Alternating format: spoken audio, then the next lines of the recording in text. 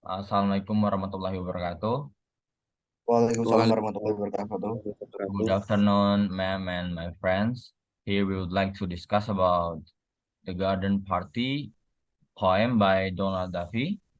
Let us introduce ourselves. My name is Indra Jaya Van Leon. My name is Indra Jaya Nugroho. My name is Ahmad W.S. Maulana Firmansyah. My name is Muhammad Naufal Amar Muhammad. Okay, and My here, name is Matari Kartika Pustakara. but before that, we would like to say sorry because we are conducting this discussion in online because due to weather condition, right? Okay, and let's jump into the discussion. And here's the poem. Before I would like to show the question here. Wait.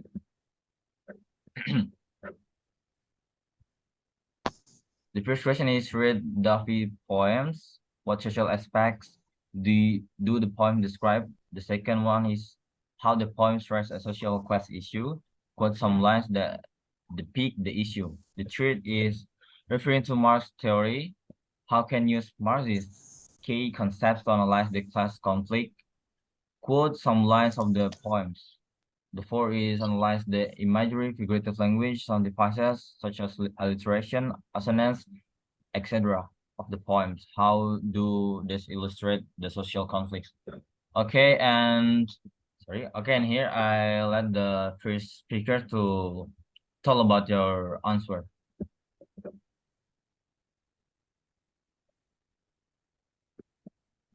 Hello, okay, I will answer the question number one.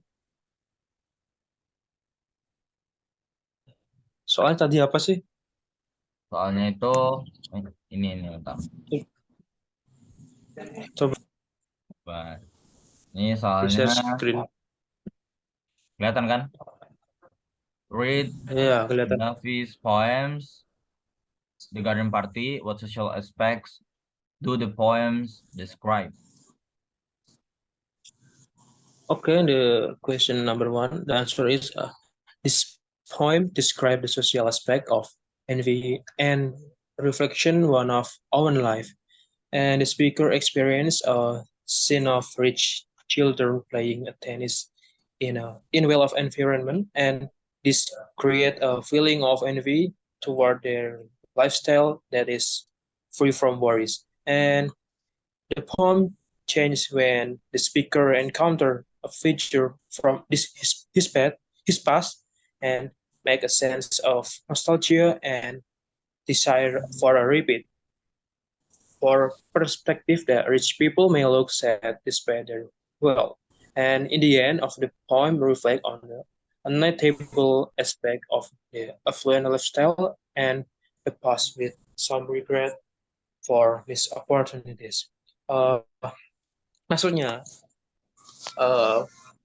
puisi ini adalah puisi yang menggambarkan refleksi dari kehidupan diri sendiri terkait aspek berupa rasa iri dan dalam menghadapi uh, masa kanak-kanak saat mereka bermain tenis di lingkungan yang berkecukupan, dan mereka itu merasa uh, apa ya, menciptakan perasaan iri terhadap gaya hidup mereka dengan yang bebas dari kekhawatiran, dan visi ini juga berubah ketika pembicara bertemu dengan sosok dari masa lalunya dan membangkitkan rasa rasa nostalgia dan keinginan untuk mengulangnya kembali. Juga intinya adalah gini, puisi ini itu merenungkan tentang aspek-aspek yang tidak dapat dicapai dari gaya hidup yang berkecukupan dan dari masa lalunya, dan sedikit ada bumbu rasa penyesalan terhadap peluang yang sudah lampau yang sudah mereka lewatkan. Sekian, terima kasih, bisa dilanjut ke soal nomor dua. Mungkin ada sedikit tambahan dari saya. Ini kan yang ditanyakan ini ya quote-nya juga ya. Nah, ini ada beberapa quote yang mungkin aku bisa tambahin di sini. The first one is the quote, the privileged lives of the wealthy. Oke, jadi ini dari meaning dari quote ini adalah puisi ini menggambarkan anak-anak ya, yang seperti yang dijelaskan oleh Faiz tadi. Magneta lokal bermain tenis dalam suasana tenang, menyoroti akses mereka ke sumber daya. Waktu luang dan kesenangan tanpa beban berbaris-baris seperti anak-anak Magneta lokal bermain dan lapangan tenis. Sebuah lapangan secara langsung merujuk pada pengasuhan mereka yang istimewa. Nah, itu untuk quote kedua yaitu the the limitations faced by the less fortunate.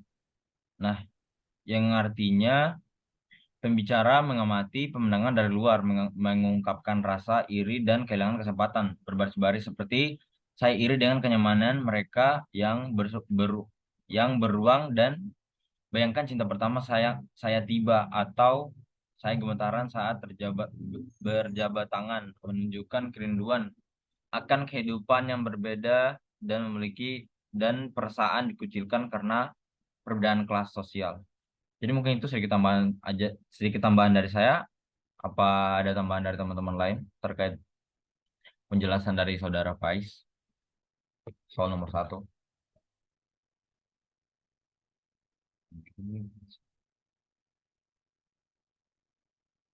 Halo Bang. Sudah cukup, Bang. Oh, sudah cukup ya. Ya udah, ini kita lanjut aja ya ke soal nomor 2. Oke, soal yang ini yang tugasnya menjelaskan nomor 2, silakan. Ayo Bang Haji. Oh. All right. The question number 2 is how the poem raised a social class issue and quote some lines that depict the issue. In David's poem, the issue of social class is depicted through the contrast between the narrator's envy and wealthy children in the tennis court, and the realization that the opportunities they had are forever lost. And for the lines as the evidence, I would like to bring the lines which says,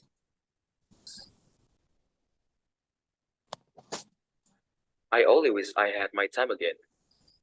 This line expresses the narrator's longing for a different social standing. So, jadi intinya pada di poem itu isu dari social class itu dijelaskan melalui perbedaan antara kelas atas dan bawah, yang dimana kelas atas itu anak-anak mereka Ya. mengikuti tenis di lapangan tenis. Sementara anak-anak yang kelas bawah tidak memiliki waktu untuk melakukan permainan. Mungkin dari itu saja saya cukupkan. Apakah ada tambahan?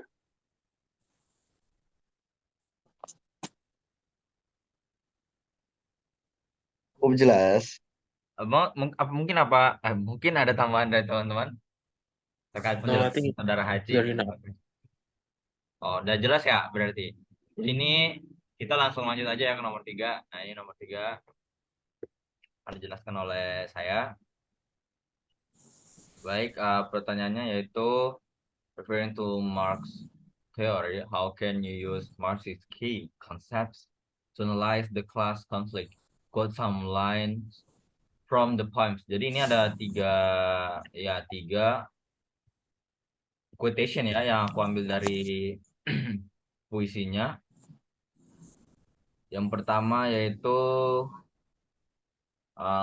shared out in tennis courts a file. Nah, jadi ini quotation ini itu tentang maknanya itu tentang baris. Ya, quotation ini menyarankan penutupan tanah bersama untuk penggunaan pribadi, aspek kunci dari pengembangan kapitalis dan kritik terhadap bagaimana kekayaan dan eksploitasi dan mengubah sumber daya alam untuk keuntungan eksklusif. Dan quotation kedua yaitu money is. Nah, quotation ini secara langsung merujuk pada posisi ekonomi istimewa kelas kaya dan akses mereka ke kekayaan yang menurut teori Marx berasal dari eksploitasi kelas kerja. Quotation ketiga yaitu I shook absurdly as I shook your hand. Nah, quotation ini dapat diartikan sebagai penyorotan pada perasaan tidak mampu dan kekuatan pembicara dibandingkan dengan orang kaya, gitu, yang mencerminkan dinamika kekuasaan yang melekat dalam masyarakat yang terbagi kelas. Jadi kelas masyarakat itu dibagi ya. Nah, ya quotation ketiga yaitu my father of a more submissive school, atau quotation yang punya korelasi gitu. Satunya yaitu remarks the rich themselves are always sad. Nah, dua quotation ini menunjukkan kritik terhadap ketersaingan kaum borjunasi dan kebahagiaan sejati manusia karena fokus mereka pada kekayaan materi, sejalan dengan pandangan Marx tentang efek detrimental kapitalisme pada individu dan masyarakat. Nah, itu saja penjelasan terkait soal nomor 3 dari aku. Mungkin ada tanggapan gitu ya dari teman-teman. Kalau ada, silakan.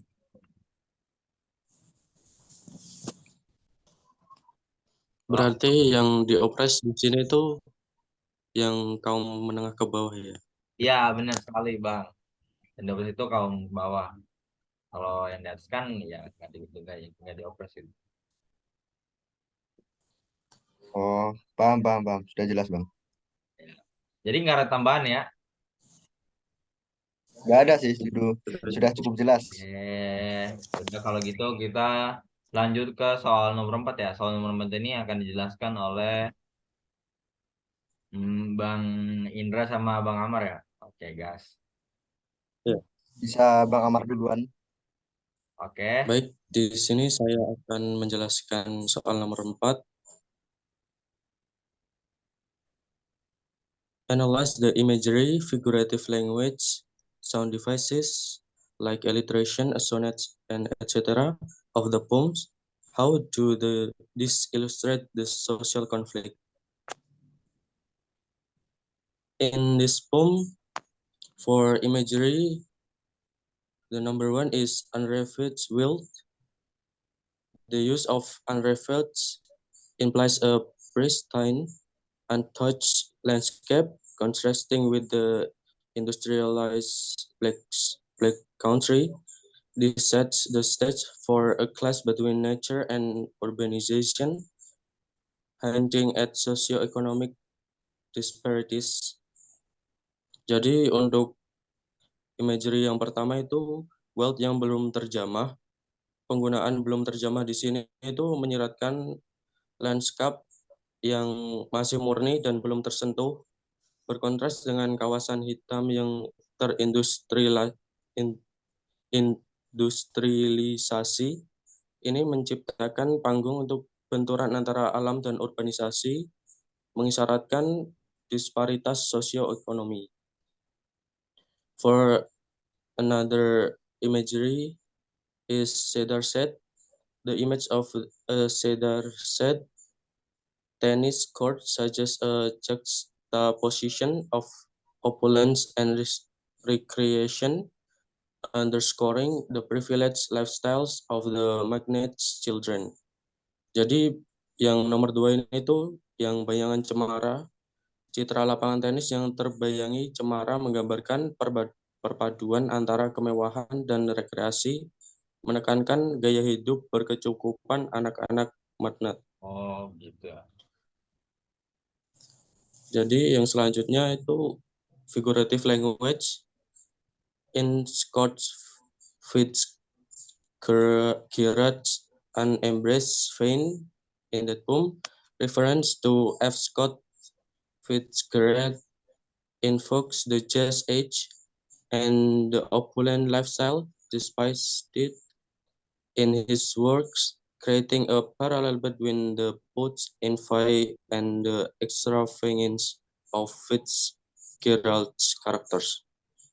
Jadi yang pertama tuh yang language figurative tuh dengan vena tanpa malu ala Scott Fitzgerald merujuk pada F. Scott Fitzgerald membangkitkan era jazz dan gaya hidup mewah yang digambarkannya, menciptakan paralel antara iri sang penyair dan dengan kemewahan karakter-karakternya Fitzgerald. For the number 2 is The Beautiful and Damned. Mengacu pada novel Fitzgerald, penyair memperkenalkan rasa artifisial dan kemerosotan, mencerminkan konflik sosial yang muncul dari materialisme dan kelebihan. For the next one is Sound Devices. In this poem is alliteration in Vashang Pierce.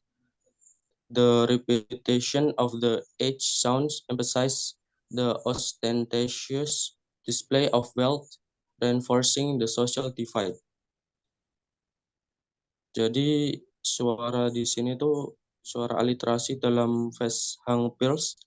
Pengulangan suara H menekankan tampilan kemewahan, memperkuat perpecahan sosial di dalam poem tersebut. The next one is a sonnet in Kincaid Blur the Glitter. The repetition of the short E sound creates a rhythmic flow in echoing the allure and escapism associated with alcohol. Jadi yang kedua tuh asosiasi dalam Kincaid Blur the Glitter. Pengulangan suara I pendek menciptakan aliran ritmis, menggambarkan daya tarik dan pelarian yang terkait dengan alkohol. Untuk social conflict illustration, di sini ada 3 yang saya temukan. For the first one is envy and regret. The poets envy the magnate's children, highlights socioeconomic disparities. The ways to have my time again, such as regret over missed opportunities, emphasizing the theme of societal inequality. Jadi yang pertama itu mengenai iri dan penyesalan. Iri sang penyair terhadap anak-anak magnat mayoritas disparitas sosioekonomi. Keinginan untuk memiliki waktu saya lagi menggambarkan penyesalan akan peluang yang terlewatkan, menekankan tema ketidaksetaraan sosial. Baik, selanjutnya mungkin bisa dilanjutkan sama Indra. Oh ya, penjelasan yang bagus sekali. Oke, Indra, saudara Indra, silakan lanjut. Oke, saya akan melanjutkan, yaitu mau menambahi tentang language imagery di novel ini, di puisi ini ya. Iya, ya. Oke, language imagery in this poem contain simile, metaphor, alliteration, personification, repetition, paradox, allusions, assonance, irony, metaphor, and last is irony again. Okay, first one is simile. On line in Scott Fitzgerald Unembraced Vein. Artinya, perbandingan dengan gaya atau aliran F. Scott Fitzgerald menunjukkan pengaruh sastra pada penyair. And then is metaphor. On land, the phantom of earlier's love arrived. Artinya, metafora cinta pertama sebagai hantu, memberikan nuansa misteri dan kehadiran yang tidak nyata. And third one is alliteration. On land, I shook absurdly as I shook her hand. Maksudnya, pengulangan bunyi se menekankan ketegangan atau perasaan tidak nyaman. And fourth is personification. On land, faces hung pearl upon a cedar buff. Maksudnya memberikan sifat manusia kepada wajah, menekankan kecantikan dan kemewahan. And 5 is repetition. On land, I only wish I had met him again. Maksudnya pengulangan untuk menekankan penyesalan dan keinginan untuk mengubah masa lalu. And 6 is paradox. On land, but it's too late to learn to tango no. Maksudnya paradoks dalam keinginan untuk melakukan sesuatu tetapi merasa sudah terlambat. And 7 is allusions. On line, as contrived or as any in the beautiful and damned. Maksudnya alusi pada novel F. Scott Fitzgerald menciptakan ikatan antara pengalaman penyair dan kisah dalam novel tersebut. And 8 is assonance. On line, in our black country in a cedar set. Maksudnya pengulangan suara vokal A memberikan keharmonisan dan nada yang tenang dalam deskripsi lokal. 9 is on line, and Jean could blur the glitter or her eyes. Maksudnya penyair menggunakan ironi untuk merujuk pada efek minuman gin terhadap mata, menciptakan gambaran yang kompleks dan mungkin merinci realitas yang kurang glamour. And 10 is metaphora. Online, my father of a more submissive school. Maksudnya pemilihan kata submissive school adalah sebuah metafora yang mungkin merujuk pada pendekatan atau pandangan hidup yang lebih pasif atau tunduk. Terakhir is irony. Yaitu pada line, remarks the rich themselves are always sad. Line ini menciptakan ironi dengan menghubungkan kekayaan dengan kesedihan. Mungkin merujuk pada ketidaksetujuan terhadap pandangan ini atau memberikan lapisan kompleksitas pada pemahaman kita tentang kekayaan. Okay, that's all from my explanation. Next.